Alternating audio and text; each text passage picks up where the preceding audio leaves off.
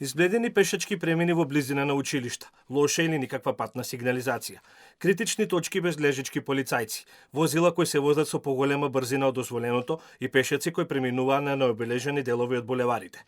Ваква е сликата на улиците во главниот град. Постојат повеќе црни точки, кои до сега имат одземено голем број на животи. Па така, покрај булеварот Партизански одреди, критична е состојбата на булеварот ке Скопјанка. Тука, пешаците имаат можност да го користат подземниот пешачки премин, но тој е натрупан со смет, па така пешаците се принудени да го преминуваат булеварот на необележени зони. Опасно е посебно навечер, кога нема никакво осветлување. Ништо подобра не е состојбата ниту со подземниот премин кај трговскиот изгејт и надземниот премин Влајково Влае, кои исто така се оставени на забод на времето и се делумно нефункционални. Граѓаните загрижени апелираат надлежните да изнадат решение со кој ќе се намала се почестите несреќи. Бараат поголеми казни за несовесните возачи кои надминуваат дозволената брзина, но и подобра пешачка инфраструктура која ќе му возможи поголема сигурност. Дали сметате дека безбедно можат пешаците да префрлаат улица? Не е безбедно. Толку можеме да кажеме. Мислам дека не, и тоа се виде по последниот пат.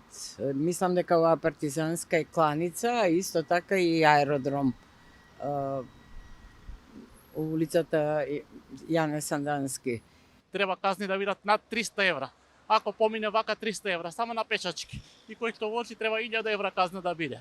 Еве, јас тука сум во аеродром живеам, кога превеше падне дожд, големи послови има доле, не се проаѓа, поминуваме преку улицеве, па се плашиме да не стопира полиција, па да им објасни што е работа. За експертите, оваа проблематика е стара рана која подолго време го мачи главниот град. Според нив, потребни се темелни системски измени кои ќе ги следат европските примери каде има поголема фреквенција на возила и пешаци, но помал број на жртви. Сметат дека е потребно зголемување на патните ознаки и сигнализација и осветлување на пешачките премини во вечерните часови, со што ќе им се овозможи на возачите поголема прегледност.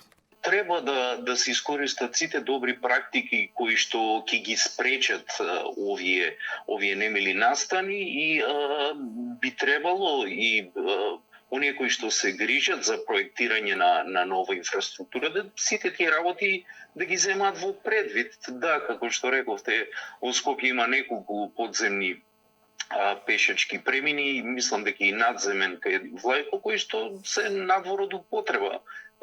И би требало сите тие позитивни искуства да се користат. Одговорност за состојбата на сообраќајниците во Скопје побаравме од градската управа, но од градот до објавување на овој прилог до редакцијата на Алфа не е пристигнат одговор, а со само до тоа останува и неодговорено. До кога главниот град ќе биде црна точка за пешаците кои ги преминуваат улиците?